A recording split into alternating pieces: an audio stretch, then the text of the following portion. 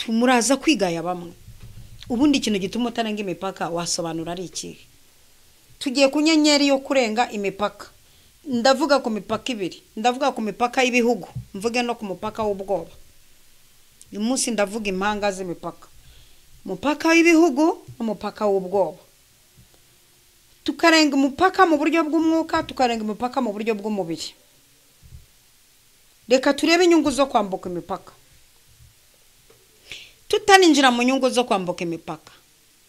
Ubu tuvugana hari umuntu uri mu cyaro utaragera ni Kigali, ariko Mana Nyagasani, uhunika ibishyimbo, uhunika imyumbati, uri kungujumba, ufite inka bakama bakaguhemba ku kwezi, ariko utavuga uti giyewe ngiye guca icyo bita karande, byibuze mfata itike nubwo nta muntu numva Kigali wanyakira, ngende ngere Nyabugogo, mve Nyabugogo basi ntega akamoto ngere mu mujyi city, ndebe iyo rompo. Uzi ko bari abantu mugiye gupfa mutabonye rompo kwere, utageze no muri rompo mu mujyi, utageze Tower, utageze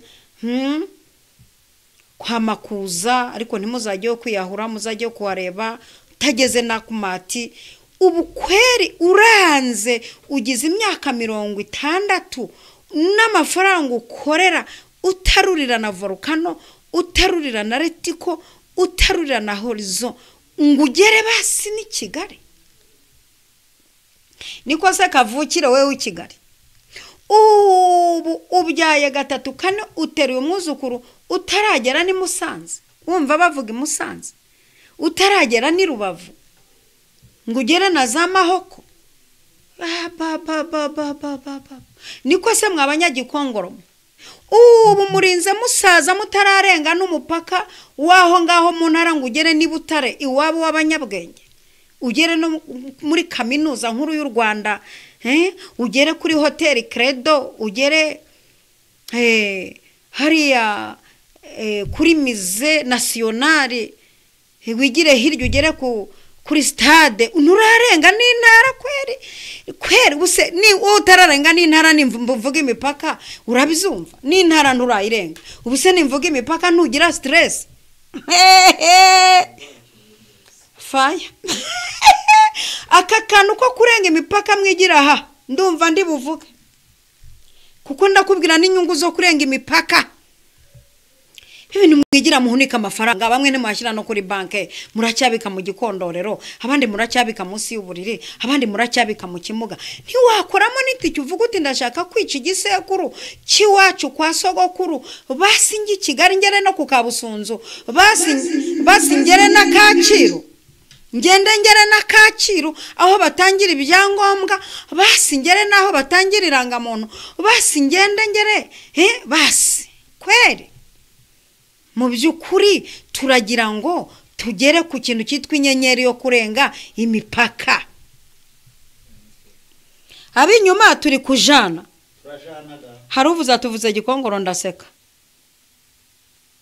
Ati unyibukije umuntu watubwirije adubuhamya avuye ku Gikongoro aje Huye. Kugera Huye yumva ni gitangaza. None banyahuye muvukana ya mashuri, kweri unuraza ngo ugere na convention, abazungu baviriya baze bagutanga iruhande rwawe.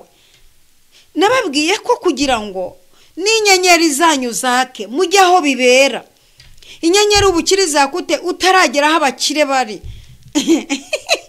Iyi nyenyeri yo kurenga imipaka izakute utarapima uvuga uti ngiye passport cyangwa laissez-passer, ngiye kwambuka ngere hariya hakurya, basi ngiye gutezaho, basi ngere hakurya ngaruke, ndaba ndenze umupaka karande mbe nyigubanuza ijose.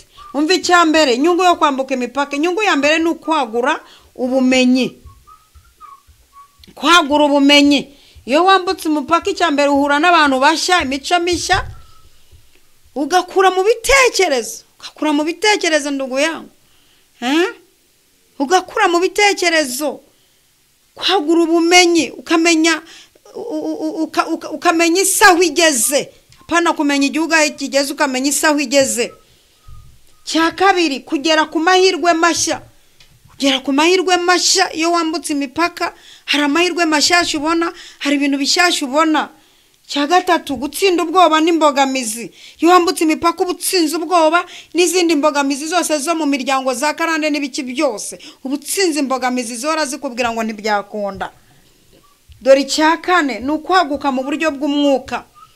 Kwaguka mu buryo bw'umwuka ugira imbaraga zidasanzwe. Murabizi abarokore ko tugira ibikabyo bya hatari. Murabizi abarokore ko tutoroshye.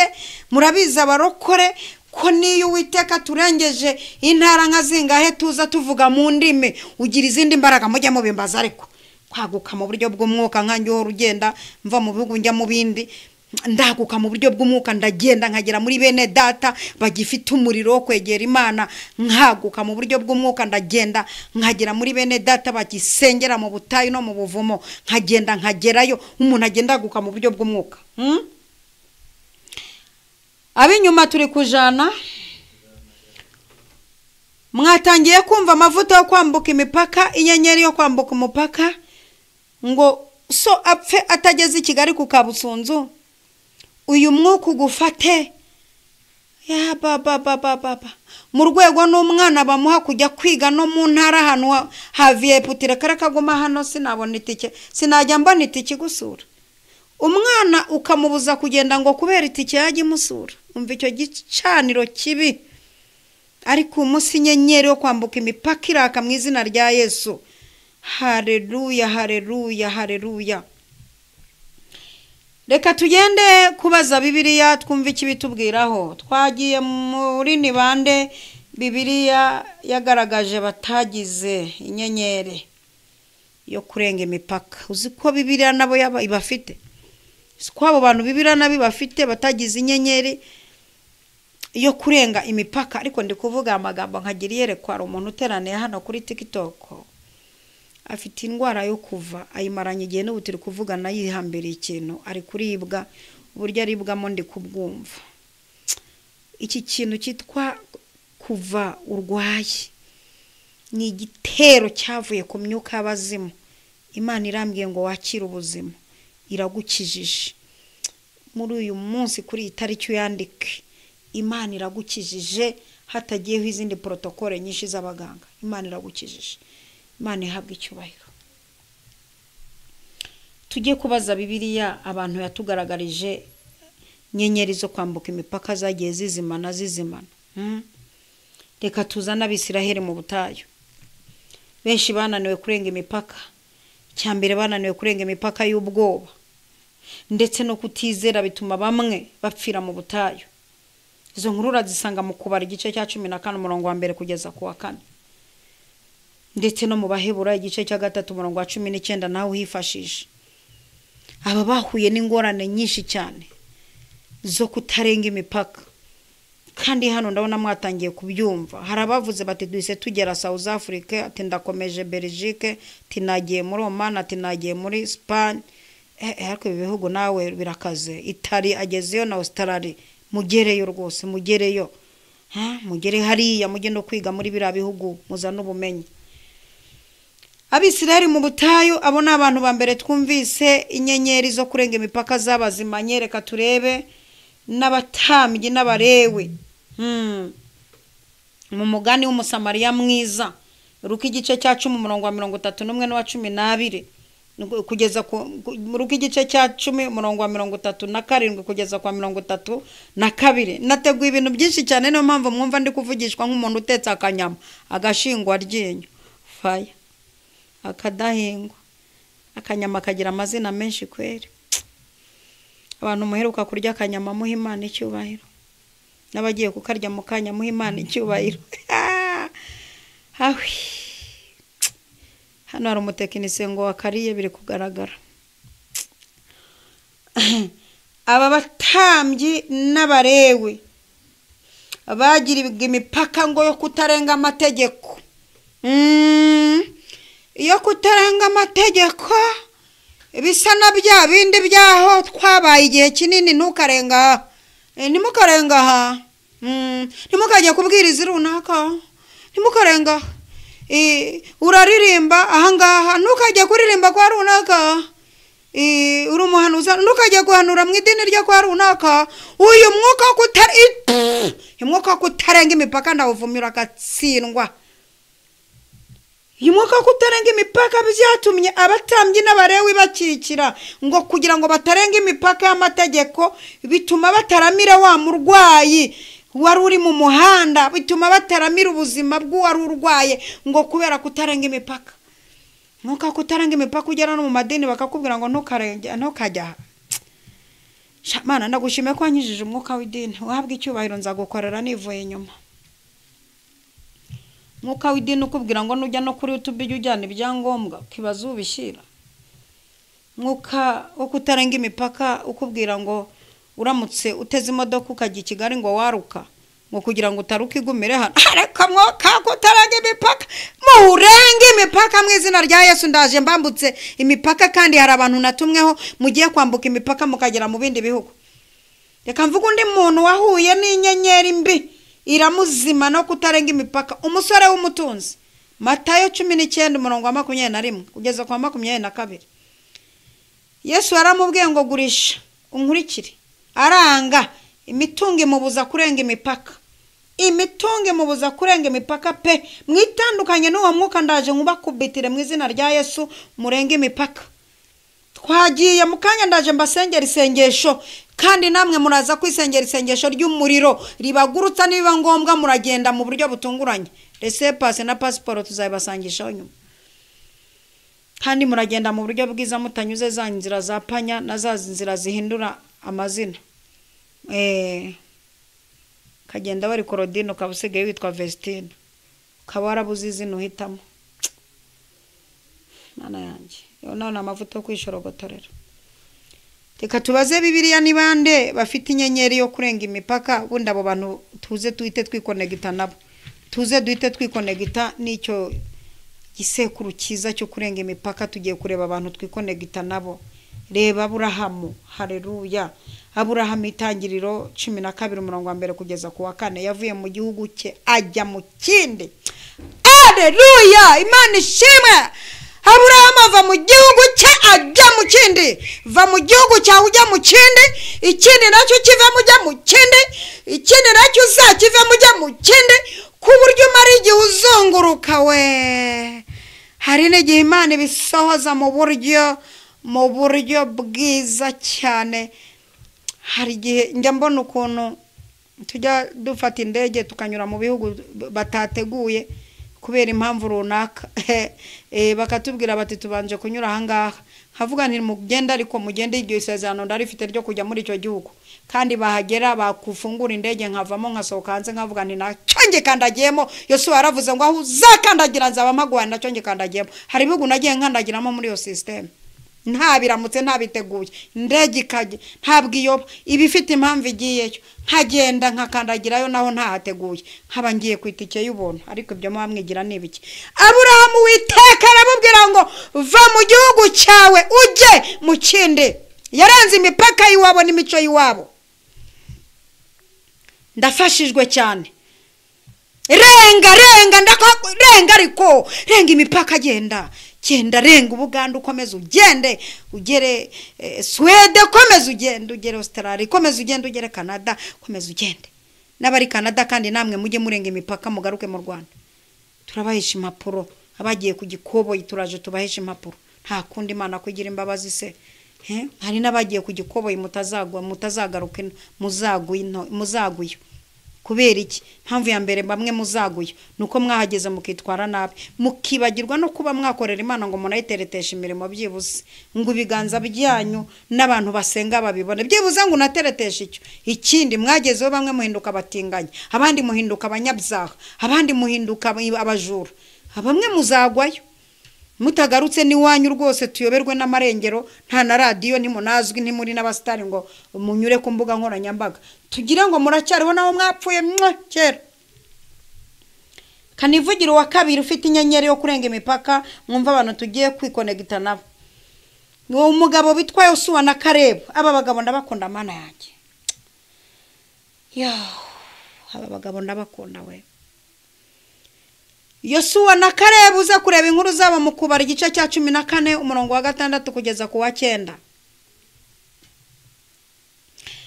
mu gihe abandi basesenguza 10 ako kantu k'abasesenguza babonye igihugu cy'i Kanani nk'ibidashoboka, bo babonye ko bagihawe kubera kugera ku nyenyeri yo kurenga imipaka.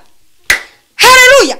Aba basesenguza 10 baje kwisesengura, baritonda barisesengura bati twe turinze iki. Umva sha, ano babagabo bafite irangamuntu ngo murenze iki, ngo dusanze turinze iki mu maso y'abanaki.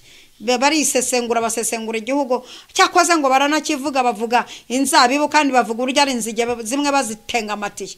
Kumwe mwirirwa muvuga nta kigenda kandi utenga amatiye imigisha. Ye byaranze kandi uryamye mu nzu udakodesha. Yewe ibintu bimeze nabi kandi wicaye kuri vola y'imodoka yawe. Biriya nuko uburinzige, uburinzige birani bimwe mu magambo aranga abantu b'inzige.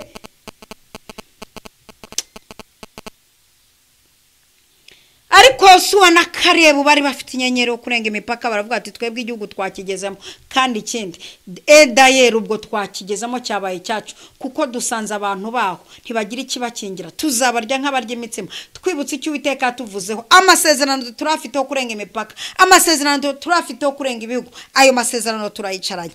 Umuntu ufite amasezerano, kufite amasezerano ubundi wakoze iki? Erega amasezerano Imana itazamanuka ngo ize gusoza nawe.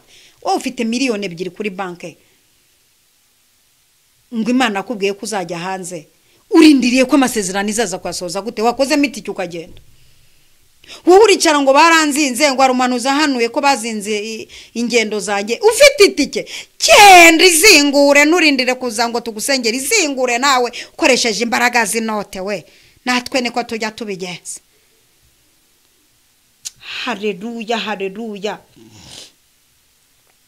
Aba basesenguzi bigira inzige, aba basesenguzi bigira abantu buzuye agahinda, aba mwisesenguye nabi kandi mufite imigisha. Kavuga undi muntu warenze igihugu arenga imipaka, kanzane mu mugore mugenzi wanjye, umugore mugenzi wanjye bita Rusi, umumo wabo kazi. Urabireba mu gitabo cya Rusi igice cya 1 umurongo wa 16 gukomeza.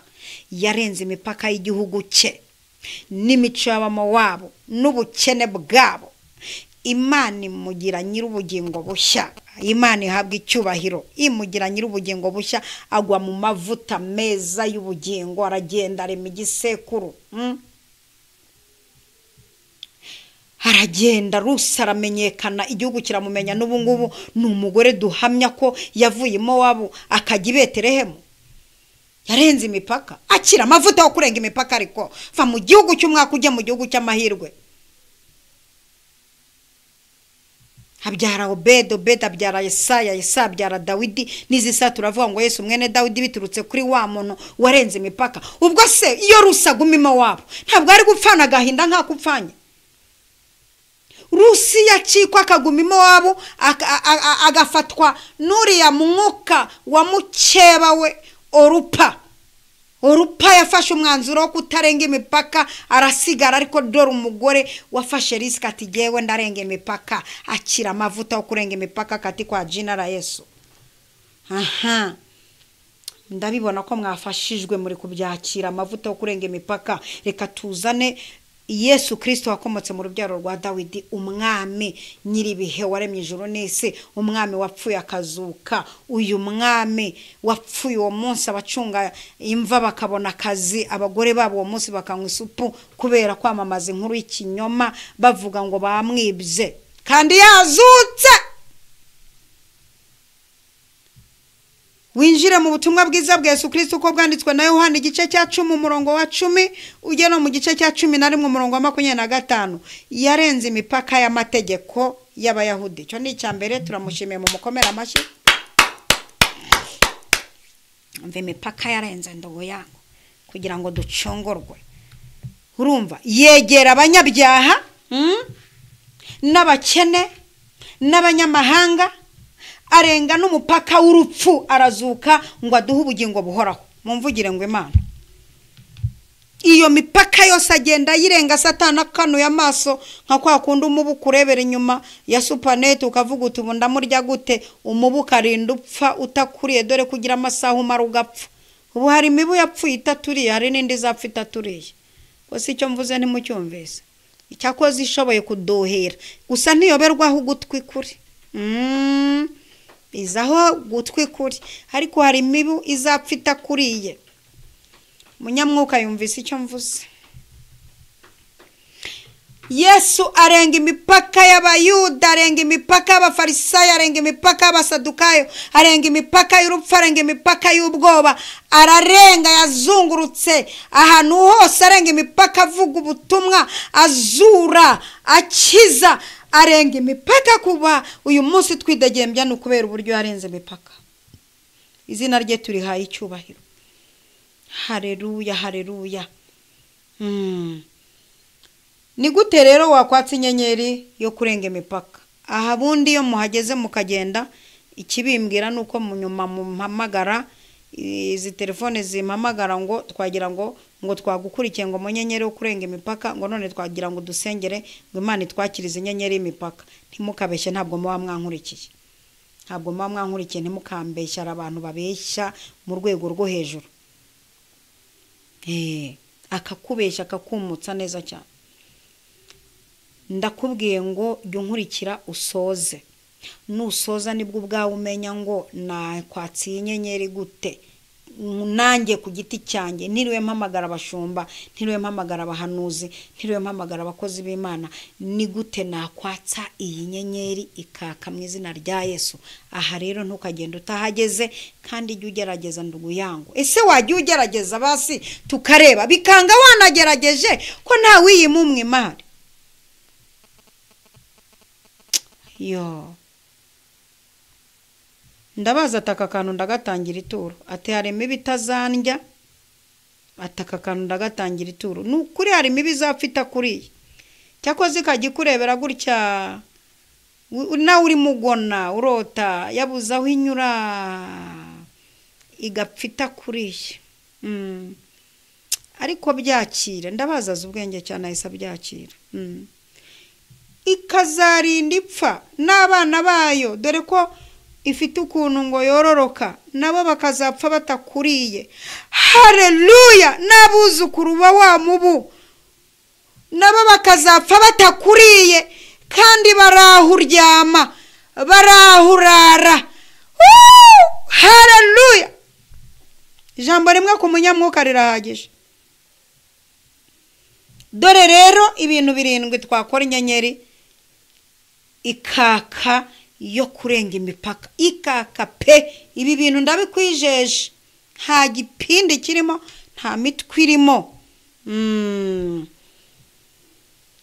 Ya, ariko uyu mubudi wenda uzadusakuriza, ariko ntuzaturya. Wenda uzaduhira use n'utubujije ibitotsi, ariko ntuzaturya. Haleluya! Ndakumva papa, icyo umbwiye ndacyumva. Kudusakuriza birashoboka, ariko ntizaturya. Impamvu itaturya, igira amasaha ibirangije gupfa. Nta garanti igira. Ibintu bikurwanya bigukanuriye, nta garanti bifite. Biragusakurije ko ntibizakurya. Shimwa Gorogota. Dore rero ibyo bintu tugiye kubivuga. 7 wakwifashisha ukambuka inyenyeri kaka. Yego, inyenyeri kaka. Icyambere, kwizera Imana by'ukuri, kuko hari n'abantu mutayizera by'ukuri. Abizera by'ukuri bazabona umucunguzi, maze twimingoma itazahanguka. Hari abantu mutizera Imana by'ukuri, reka mbabwize ukuri, murahari naha muri kunkurikira. Mwizera Imana. Muri yandire mivuga ngo yamakuba yaje twiringira Imana, twaremewe kuzajya mu ijuru, niho twese tuzishima iteka. Tuzajya mu ijuru nitumera nka Yesu. Yamakuba yaje twiringira Imana. Kuki wiringira Imana yamakuba yaje? Hano hari abantu bizera Imana by'ukuri, hari n'abantu batayizera by'ukuri. Jya wizera Imana. Kwizera ubundi nko gusara. sibyo ntubona nanjye ubasengera nkabirukanamo imyuka mibi yo authority Imana arayimaye ku kintu cyitwa daimoni ntabwo njyanye na daimoni nushaka ube waravuye mu ndayisi nushaka ube waravuye kuri wa muntu nguzi gutamba abantu dore ko mwigize barutambye mwe mutamba abantu Imana arebye nkandi mwebwe muratamba se mwatambye amaraso yanyu ko Yesu yatambye amaraso ye kugira ngo ducungurwe kuki mudatamba amaraso yanyu mukajya gutamba y'abandi namwe mwigize barutambye namwe mbitendekaho nkakura mu rupfu abo mwatambye ubundi nkabasubiza inzandiko zanyu kintu cyitwa daimoni babazimu muona nitendekaho mpaka nkarangiza mbarandagushe nta kindi kibishoboza uretse kwizera nimba umuhinzi yizera agafata ibishyimbo bye akabirundomorera mu butaka we ati ndabimenye gishaka kizabe bugacya bimuzira gatangira kurya umushogoro agatangira kurya imiteja akazarya ibishyimbo no kwizera mukizera Imana mwakubiswe nimukaza gushaka Imana byabacanze icya kabiri gusohoka mu bwoba no mu gucika intege ugasohokamo burundu kavuga uti have wa bwoba we mwinyererana ugasohoka mu kintu cyitwa ubwoba ukavuga uti byanga bizakunda ndagiye ariko ubundi wagiye ukajyana make yawe utarindire miliyoni 10 ukajyana miliyoni yawe washaka ukayitegamo ukazuzanye byibuze na bya biro 43 byo mu ndege abandi bagapakiza kontineri ibya ukabizana hejuru mu ndege ko hari gihe uzabikora kabiri gatatu ugakubitana n'umuntu kwizera akagupakira kontineri ukajya ukora wishyura ese mbabwira ikindi kintu kizanya kubahwa umubyeyi Paul Kagame yadukoreye muhora mwinuba ntubona abacuruzi mwinuba imisoro ya IBM mwinuba aya tiri namba mwinuba ibintu ubu muziki umubyeyi yadukoreye kanyibabwire giye wagenze cyane nkagera na za Dubai aho barangura aho bagira gute kugaragaza tiri namba byonyine mu gihugu cya Dubai bimbababwire ndabizi ndetse no mu Bushinwa hamwe na hamwe baragupakirira bakaguha umuzigo kuko bazi ko ntaho uzacikira umusaza bakaguha konti ukajya ukora wishyura mwarangiza mukanga kurenga ubwoba mufite nubwo ikijyana make yawe nayo makuru ugiye kuri teru yamenye ubwo mba mbici akajisho nkabana makuru mutazi amakuru nkaya mujye munayishyura makuru nkaya mujye muyishyura rwose iyo warenze umupaka urahagera bigakunda birashoboka n'izina rya Yesu birashoboka icya gatatu guhindura imyumvire byo kuvuga ngo nawe wacu warenze imipaka byo kuvuga ngo mbona ngo ibintu ngo by'amajoro ngo byo kurara ngenda amajoro mu ndege ibintu byo kurara nkodesha amahoteli ibintu byo kurara Rwanambi herewe cyari ku ibintu mwigira mwabikuye mwabantu ngo ntabwo mwajya kurara Rwanambi ibi bintu mwigira mu bikura hehe guhindura imyumvire bizatuma inyenyeri yo kurenga imipaka yaka icya gatanu kwigira ku bandi barenze imipaka ukabigiraho usibye ko namwe muri inajuwa mugabanya ubunajuwa n'ubukacere mugira kuki mutaduha pasi kuki mudaha abandi bantu pasi kuki ucuruzanya n'umuntu kandi akurusha n'igishoro ariko ntumuha amakuru n'umwibiri banga kandi ngo ni mwene so murarepetana ugenda indege buri munsi ntumwibira n'amakuru we ntumubwira uko bigenda bacaha bikaza gutya bikanyuraha bagasora mwagiye mutanga amakuru ikintu cya gatanu cyatsi inyenyeri no kwigira ku bandi barenze imipaka mujye muza mbibwirira ibyo nshoboye jewe kumenya ndabifite byinshi cyane nshoboye kumenya kandi ukaba wazamuka icya gatandatu gutinyuka no gukora igikorwa gito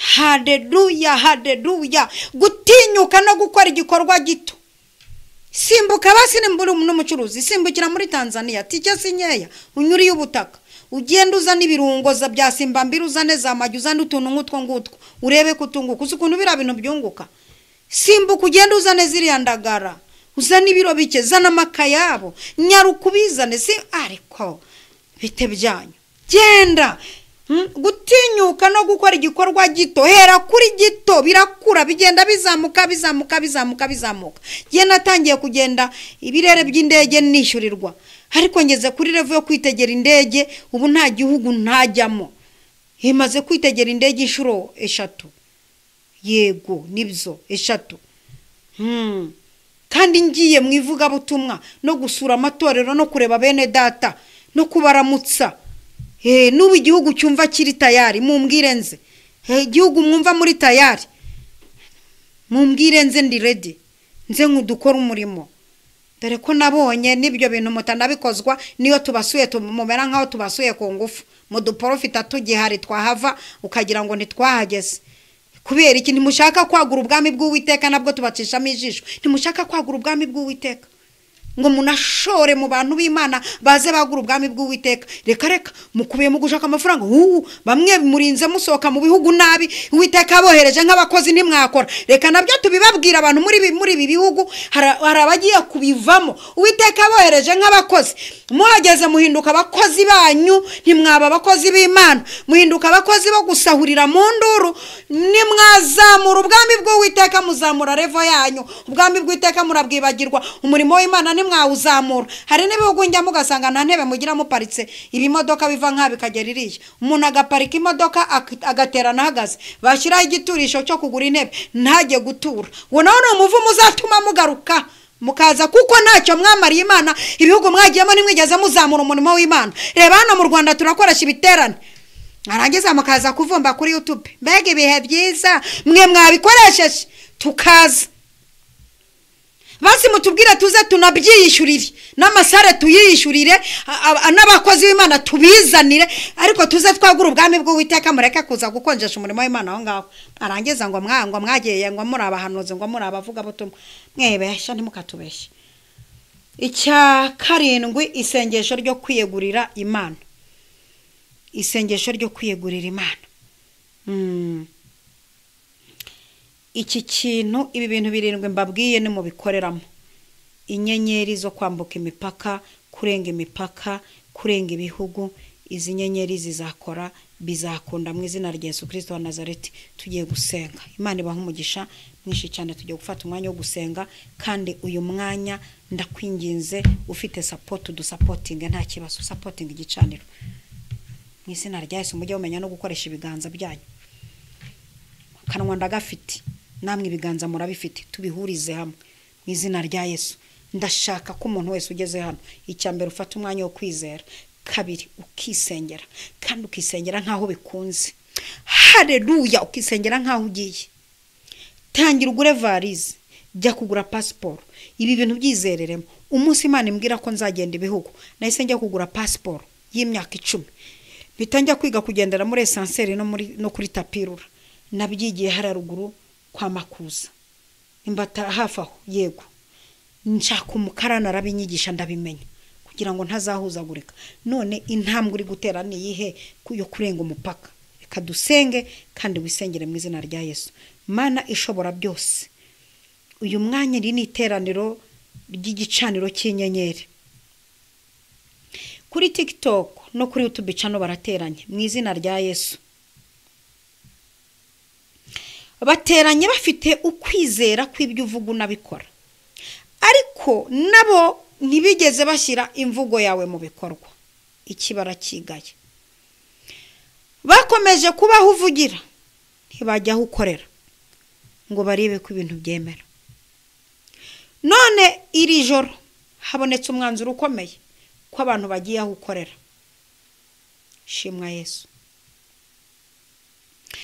Haleluya. Nibyo ndimura aba bantu mu mitekerezo, ndimura aba bantu mu bwoba, mbarengeje imipaka. Uw'amahoro nkurengeje imipaka, uw'imbabazi nkurengeje imipaka, ingabire nkurengeje imipaka. Wivuge mu izina nawe. Joseline nkurengeje imipaka, Arisia nkurengeje imipaka. Yo ndumva nshaka ko wisengera isengesho rikomeye ryo kurenga imipaka. Nimba nahagaze ahantu himuke kibi kimenyetso cyo kurenga imipaka. Kimenyetso prophetique cyo kurenga imipaka, cyo kurenza imipaka. Bukesha Imana nkurengeje imipaka. Haleluya. Rezenekete arebo rize nkurengeje imipaka. One shaire gerebo Karisiti nkurengeje imipaka. Musani wabo nkurengeje imipaka. Wineza Diana wowe uranagiye byihuse. Haleluya. Shimwa Yesu. Haleluya. Haleluya. Wizeye Imana nkurengeje imipaka, Kanyamahanga nkurengeje imipaka, Widuhaye nkurengeje imipaka, Gracie nkurengeje imipaka, Tuyishimire nkurengeje imipaka, Janvier nkurengeje imipaka, katikwa jina la Yesu. Batamuriza nkurengeje imipaka, Olive nkurengeje imipaka. Umurungi akira kurenga imipaka, Shukuru akira kurenga imipaka, Mukakarisa akira kurenga imipaka, Kabatore akira kurenga imipaka, Uwera akira kurenga imipaka, Tuyishima Delphine akira kurenga imipaka, Focus akira kurenga imipaka, renga Nishimwe akira kurenga imipaka, Marie Claire Kanza akira kurenga imipaka, Ndabazi akira kurenga imipaka. Haleluya. Mugwaneza akira kurenga imipaka, Mutoni Wase akira kurenga imipaka, Janine akira kurenga imipaka, Fofo akira kurenga imipaka, Diane akira kurenga imipaka mu izina rya Yesu. Ndagira ngo nsengere ibiganza byashyigikiye iki gicaniro ndetse n'ibyashyigikiye iki gicaniro ndetse n'ibizashyigikira iki gicaniro. Mana mu izina rya Yesu Kristo wa Nazareti, ibi biganza ndabisengeye, icyo mbisabiye ni ukwakira umugisha w'imbere mu gihugu, umugisha wo hakurya kurenga imbibi. Mbasabiye umugisha wo kurenga imbibi, uzabaho umugisha mu majya no mu maza. Umuntu wese wa supportinze iki gicaniro n'uwagisapotinze ndetse n'uzabikora, mbasabiye umugisha urandaranda, mbasabiye umugisha w'amajya n'amaza, mbasabiye umugisha w'umuhama, mbasabiye umugisha uvuga, mbasabiye umugisha wo kurama, mbasabiye umugisha w'iterambere, mbasabiye umugisha w'amahirwe, mbasabiye umugisha wo kubaka amazu, mbasabiye umugisha wo kuba muri gakondo y'abera, mbasabiye umugisha wo kwaguka mu buryo bw'umwuka. Urakoze Yesu, ndagushimiye kuri umukozi w'umuhanga, izina ryawe rihabwe icyubahiro. Urakoze kwatangiranye natwe ukabusozanije natwe, tubisenze dushima mu izina rya Data wa twese Umwana n'Umwuka wera. Amen, amen, amen. Yesu abahereza umugisha mwinshi cyane. Turagira ngo tubagezeho amatangazo ariko tunabashimira mwanya muba mwakoresheje mukaza gutaramana nanjye, mukaza mugakoresha megabyte, mugakoresha umwanya. Turazi ko hari abantu batwumviriza bari mu kazi bakambara amayekuteri, turazi ko hari abantu batwumva bari no kwa muganga, tubasabiye umugisha. Hari abatwumva barayizamu, tubasabiye umugisha. Hanyuma tugiye kujya kuri Zoom. Kuri Zoom rero kondisiyo zihari, icyambere ni ugusenga ugaragara washyize no muri mute. Iyo ushaka gusenga utagaragara wigumira hano. Dukoresha iminota mike rwose, iyo minota uraza ukayiha Imana. Kabiri, kugaragara uri gukora akazi kawe tubona uri mu kazi ntibikunda. Kuri Zoom tuba tuje gupfukama no kwegera Imana no kwerekeza umutima ku Uwiteka. Ibyo kuvuga ngo ntacyo ndagaragaye ndacyari mu kazi ntabwo bikunda rwose. Hanyuma tuguha link kuva saa 3 kugera saa 3:10. Hanyuma saa 3:15 turakinga. Bamwe murarekarama ngo turi kwinjira bikanga. Iyo winjiye izo saa turakinga. Ikindi dutanga link buri munsi, dukora link buri munsi. Hari ababurana ngo byanze se ni wakwehe link. Urashaka gukoresha link yo mu kwezi gushize. Yesu abaho umugisha, turabakunda. Shalom, shalom.